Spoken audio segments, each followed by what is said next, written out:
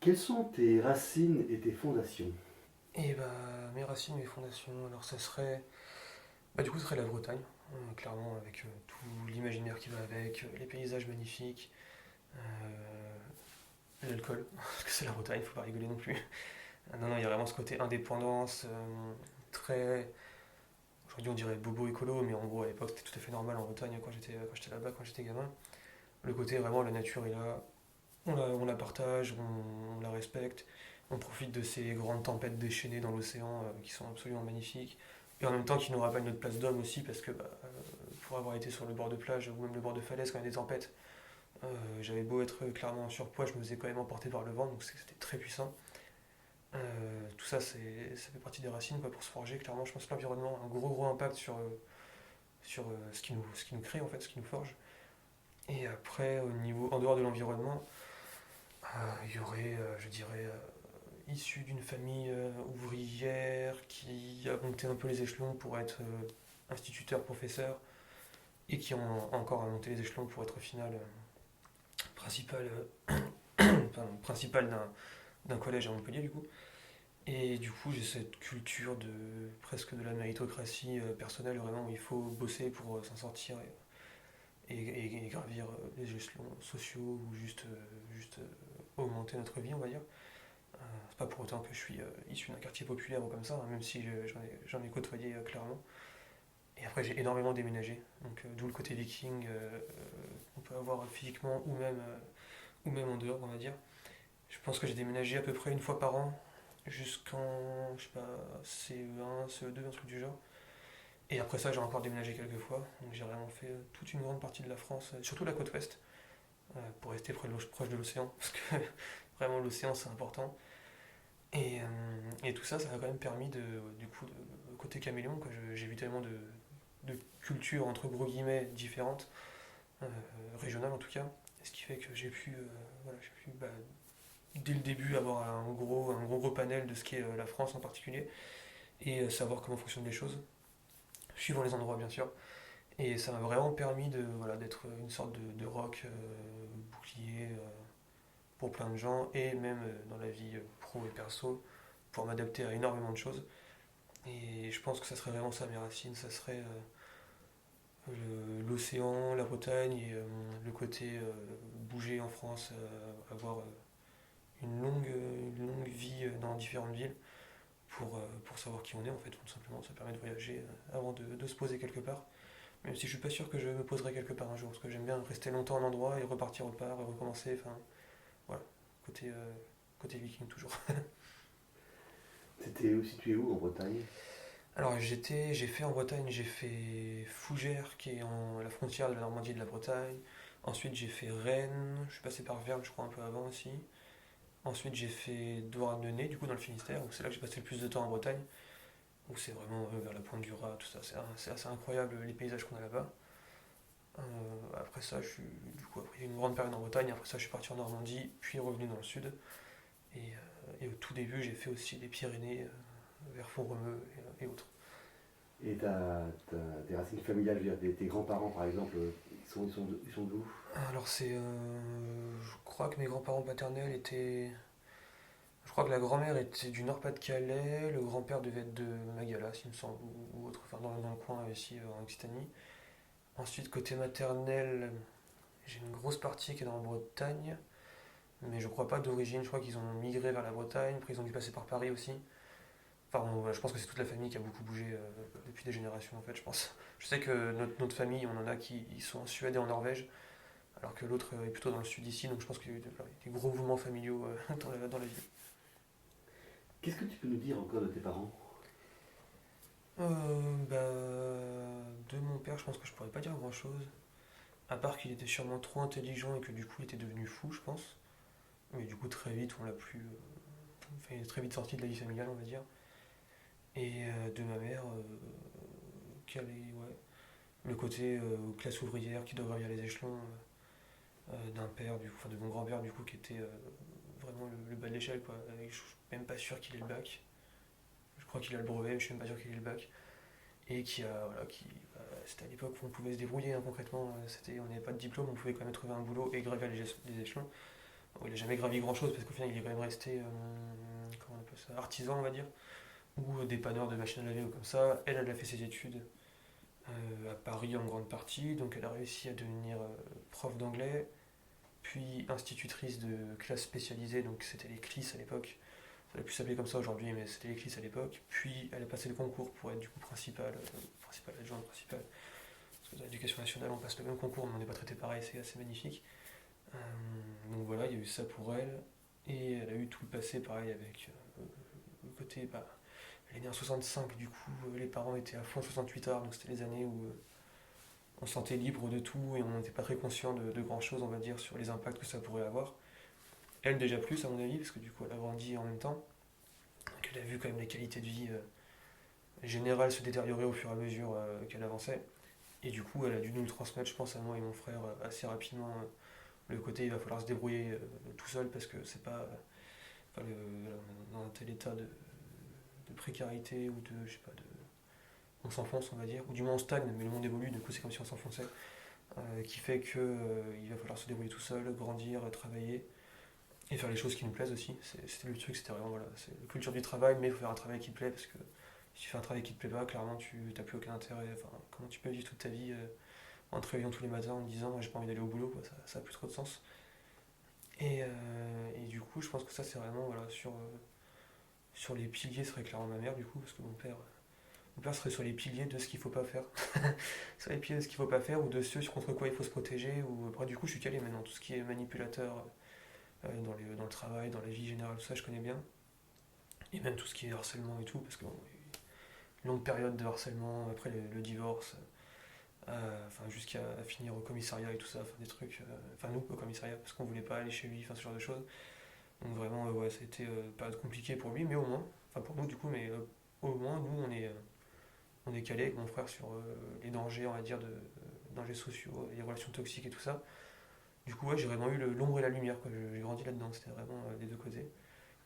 Et bon, du coup le père il est mort maintenant, donc ça c'est bon, c'est nickel, c'est réglé. Et après il reste ma mère.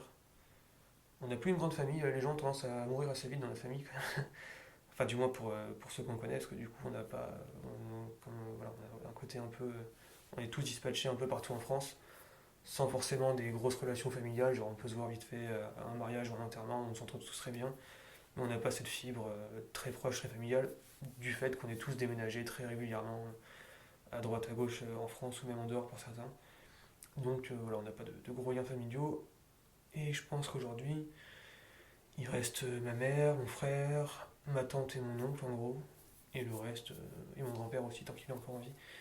Mais le reste, on n'a pas de contact particulier, donc ce serait vraiment juste ma mère et la famille étendue, voilà, qui serait intéressante. Mais qu'est-ce que tu as appris de tes parents, justement? Euh, alors du coup de mon père j'ai appris que quand on a une grande intelligence enfin je sais en étant détecté HPI m'a été transmise à moi et à mon frère aussi. Il faut faire super gaffe justement de ce qu'on en fait, parce que par expérience personnelle, c'est très facile de manipuler les gens et tout, parce que voilà, très vite on peut trouver, enfin on n'est pas tous égaux, hein, clairement l'intelligence on n'a pas tous la même, donc enfin du moins on n'utilise pas tous pareil, et du coup c'est très facile de manipuler les autres pour arriver à ce qu'on veut, alors que j'étais gamin, quoi, j'avais il y a peut-être 10-11 ans comme ça, je pouvais très facilement manipuler les autres. Et parallèlement à ça, effectivement, du coup enfin, on se sent quand même vachement puissant quand on est très vite plus intelligent, on va dire, que les autres, et qu'on nous l'a fait comprendre presque scientifiquement. Et du coup, parallèlement à ça, j'ai regardé beaucoup de dessins animés, de comics, tout ça. Et du coup, là, j'ai une phrase toute bête, mais genre, quand dans Spider-Man, on entend un grand pouvoir implique de grandes responsabilités, bon, on peut très vite le calquer sur l'intelligence. Et du coup, très vite, j'ai compris qu'il fallait plutôt l'utiliser pour quelque chose de bien. Pourquoi pas améliorer la vie des gens, comme ça. Je voulais être médecin au début. En grandissant, on se rend compte que médecin, bon, au-delà de la reconnaissance qui se dégrade d'année en année, les études, c'est une catastrophe. J'ai fait passer assez clairement, ça m'a dégoûté très très vite. À part la partie sociologie, donc je suis parti en socio après, ça se passe très très très bien. Mais voilà, sur mon père, j'ai vraiment appris ça, le côté quand on a du pouvoir, qu'il soit intellectuel ou même physique, parce que pareil, au niveau carrure, j'hérite plus ça de mon père que de ma mère. Il faut savoir l'utiliser pour quelque chose de bien. Alors que de ma mère, j'aurais plutôt appris que, bah, en gros, clairement, la vie, ça va être compliqué, qu'il va falloir se battre concrètement tout le temps, hein. Vraiment, il n'y aura pas de temps de répit, c'est ça. Mais en même temps, il faut se battre pour vivre et pas rester, comment dire, pas rester inerte à juste survivre à ce qui se passe et laisser les choses se passer, quoi. Il faut faire quelque chose, ouais, clairement. C'est pour soi et même pour les autres si on peut, mais avant tout pour soi si on veut faire quelque chose pour les autres. Clairement, ça marche plutôt comme ça. Et quand on est stable, nous, on peut faire quelque chose pour les autres, et je pense que c'est ce qu'elle a fait dans sa vie. Donc, oui, je pense que c'est ce que je ferai aussi à la fin. Je suis encore jeune, mais quand j'aurai l'argent, le pouvoir, on va dire, social de pouvoir le faire, tout ça, dès que j'aurai des outils, en fait, je pourrais aider les autres à aller mieux, clairement, au sens large. Quel enfant tu étais justement toi? Alors, moi, j'étais l'enfant que les gens aimaient plutôt bien, mais moi, j'ai du mal avec les gens quand même. Je suis un peu. Voilà, quand on est plus de 5 dans une pièce, ça devient compliqué pour moi, concrètement. Et je sais que du coup, j'ai jamais été trop. Enfin, j'ai jamais cherché à être trop populaire ni rien, tout ça. Alors que, à contrario, tous les gens m'aimaient bien, il n'y avait pas de soucis, tout ça. Mais je me mettais très souvent en retrait, très très solitaire, j'ai toujours tout fait tout seul, même étant gamin, je me débrouillais toujours tout seul très vite. Je me suis très vite fait à manger par exemple, hein. Vraiment, je devais avoir, je sais pas, peut-être qu'à 10 ans, je commençais déjà à faire mes propres plats chez moi. Aussi du fait que ma mère travaillait beaucoup ou passait des concours pour avoir des meilleures conditions, donc je devais m'occuper aussi de moi naturellement. Mais elle le faisait aussi parce que de base, je le faisais, enfin, je m'occupais de moi déjà de base très bien. Et je m'occupais de mon frère aussi qui était gamin. On a 6 ans d'écart avec mon frère, il est plus jeune et je m'en occupais déjà très bien à l'époque. Aussi parce que du coup, avant que le père quitte la vie familiale, il était incapable de s'occuper de quelqu'un. De lui déjà il pouvait pas, alors donc d'un gamin c'était impossible. Et du coup très vite j'ai dû m'apprendre à changer des couches comme ça. J'avais 6 ans, je devais le faire déjà pour mon frère comme ça. Pas tout le temps bien sûr, hein, mais quand ma mère était pas là parce qu'elle était en réunion ou en formation ou autre. Du coup très vite voilà, j'étais très très autonome, euh, très mature clairement. J'avais des énormes facilités à parler avec les adultes ou comme ça, donc ça n'a jamais posé de problème. Et, et après, du coup, quand on est gamin, c'est vraiment le niveau côté vie sociale scolaire qui compte. Parce qu'en dehors, il n'y a pas grand chose de vie sociale à part les parents, concrètement, ou ceux qu'on connaît à l'école, donc ça revient au même. Et je pense que vraiment, ouais, à l'école, j'étais vraiment celui qui se mettait en retrait, mais qui en même temps, tout le monde était au courant que je faisais partie des têtes de la classe ou comme ça. Du coup, là, à l'école, j'étais très en retrait, je gardais les choses pour moi, et en général, je faisais en sorte qu'on m'oublie un petit peu, pas par peur ou comme ça, juste pour être tranquille dans ma bulle, ça j'aimais bien.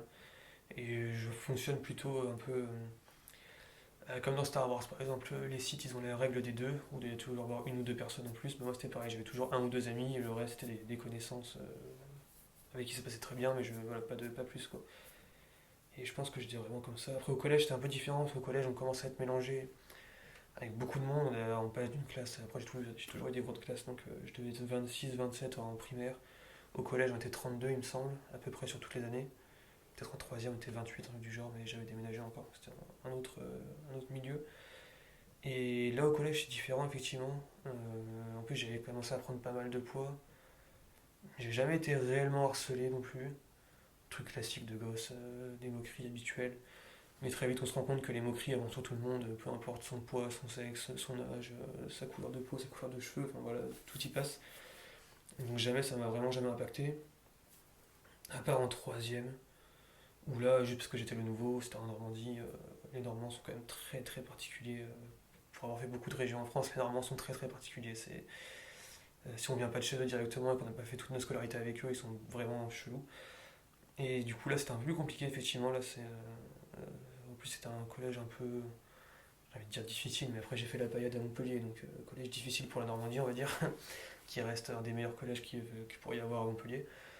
Mais voilà, les gens ils sont tous un peu fils de Bourges, mais ils se prennent pour des racailles de cité, donc c'est un peu énervant. Surtout qu'en Bretagne, j'avais fait les quartiers populaires de Bretagne et qu'effectivement, ils étaient très loin de faire partie de cela. Et comme j'étais plus grand, j'avais tendance à leur rappeler qu'ils se donnaient un style et qu'ils s'inventaient une vie qu'ils n'auraient jamais et que jamais ils mettraient les pieds dans quelconque cité, ne serait-ce qu'à Paris. Donc ça s'est plutôt mal passé. Et, euh, et comme ça m'énervait, je pense que j'ai dû recaler pas mal de profs aussi, les recadrer un peu sur ce qu'ils étaient réellement. Et parce qu'ils se prenaient pour des dieux vivants, donc ça m'énervait un peu, ayant une famille de profs à la base. Et on grandit dans l'éducation nationale en général, enfin plein de contacts de parents qui étaient profs et tout. Je savais, on va dire entre guillemets, ce que devait être un bon prof et ce qu'était un prof qui se vantait auprès des élèves parce qu'il était mineur et qu'il se faisait passer pour le dieu vivant alors qu'il n'était pas du tout. Donc je pense que ouais, je suis vraiment passé de se mettre en retrait à essayer d'être oublié, à au final au bout d'un moment j'en pouvais plus et il fallait juste recadrer les gens gentiment parce que je suis jamais méchant mais recadrer les gens gentiment et du coup ça va quand même amener à pas mal de décrochage scolaire parce que bah, forcément quand les profs quand on leur donne leur vérité en face ils ont tendance à baisser les notes on va dire involontairement mais bon on sait très bien que quand on copie quasiment la même chose avec un camarade et que lui il a 13 et moi j'ai 8 on fait ouais bon d'accord on a compris et ça s'est retrouvé jusqu'en terminale à peu près où là en terminale je savais déjà plus ou moins qui j'étais. J'avais suffisamment de bagages intellectuels et même émotionnels derrière pour savoir lesquels étaient des bons profs qu'il fallait aider, enfin qu'il fallait plutôt qu'il fallait écouter, et lesquels étaient des profs juste imbuvables et qui étaient là pour juste maltraiter les élèves entre guillemets. Donc voilà, j'ai fait une grande transition, ombre et lumière vraiment, c'était... Tu as fait référence à ton frère plusieurs fois. Quels sont tes rapports avec lui? Alors du coup il s'appelle Nathan mon frère, donc il a 6 ans de moins que moi. Du coup, au niveau des relations, en vrai, c'est assez particulier, je pense, pour des relations de frères. En même temps, en général, les relations de frères n'ont rien à voir avec les relations de sœurs. C'est toujours plus froid, plus bagarreur, enfin un peu bizarre. Mais moi, comme j'avais cette relation de base où je m'occupais de lui quand ma mère n'était pas là, donc j'avais cet entre-deux père-frère un peu particulier que la plupart des gens en famille monoparentale ont connu à la fin. Sauf que moi, ça a commencé très tôt avec lui. Du coup, je pense qu'il a toujours eu cette ambivalence entre c'est mon frère, en même temps c'est la seule figure paternelle que je connaisse de la famille. Donc sur ça, ça a été assez particulier, assez même compliqué honnêtement pendant longtemps, surtout quand il était à la préadolescence et l'adolescence, où c'est le moment où on découvre, on va dire, la négation de la famille, enfin tout ça, c'est plein de développements psychologiques qui font que c'est un bordel pas possible à l'adolescence pour beaucoup de gens. Et du coup là, c'était assez particulier, assez compliqué. Il devenait assez violent. Bon, après, j'ai toujours toujours été plus grand que lui, plus costaud que lui, donc il avait beau me taper dessus, entre guillemets, ça restait du jeu, quoi. Il n'y avait rien de violent réel. Et, euh, et du coup, ouais, en réaction à ça, moi je devenais assez froid avec lui, genre vraiment l'éducation à la dure, entre guillemets, où vraiment il réussissait un truc, c'était bah, c'est bien, point. Il n'y avait pas d'encouragement ni rien. Et au contraire, s'il ratait un truc, j'aimais bien l'enfoncer parce que c'était quand même vachement drôle. Parce qu'étant adolescent aussi, quand même, ou en fin d'adolescence, on n'est pas méga éclairé à cette époque-là, on va dire. Donc on aime bien, voilà, on aime bien rabaisser aussi un peu les autres ou juste les emmerder, hein, concrètement, c'est ça. Et après maintenant, depuis qu'il a grandi, du coup, parce qu'aujourd'hui il a 18 ans, ça va quand même beaucoup mieux.